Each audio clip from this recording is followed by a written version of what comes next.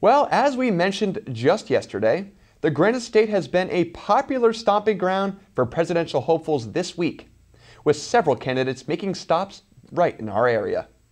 Now today, Democratic frontrunner Hillary Clinton stopped in Claremont for a town hall-style meeting at River Valley Community College.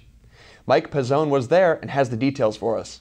It was beyond a full house at River Valley Community College this morning as school officials were forced to create 2 overflow rooms to accommodate the hundreds lined up to hear the former Secretary of State speak. Clinton was introduced by River Valley Community College President Dr. Alicia Harvey Smith and fittingly spent a substantial amount of time discussing higher education and the growing student debt problem facing the nation. It's also important to start dealing with the debt burden. You know, costs for college should not be a barrier, and debt should not hold you back. Right now we have 40 million Americans holding $1.2 trillion in college debt. Yes, I see, everywhere I go, I see hands. Clinton spoke for a little more than an hour before opening things up for questions, touching on topics ranging from climate change, gender inequality, and early childhood education.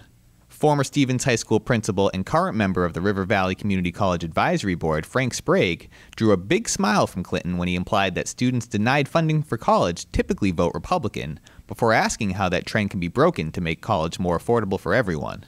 So what advice can you give us other than not voting for these people? That's the first and most important piece of advice, both here in New Hampshire and in Washington. I've thought about this because you're right.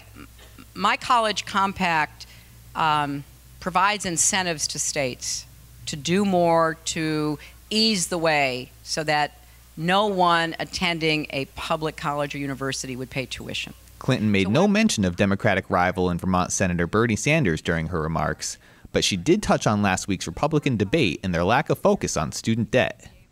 There was not one word from one of those candidates about making college affordable or dealing with debt. Clinton spoke for a little more than 2 hours and took time to greet members of the audience before eventually making her way to a forum on drug abuse down in Keene. I got the chance to speak with a recent high school graduate after Clinton's speech to ask her reactions on what she heard. I am going to be able to vote in the next election, and I've always been a big supporter.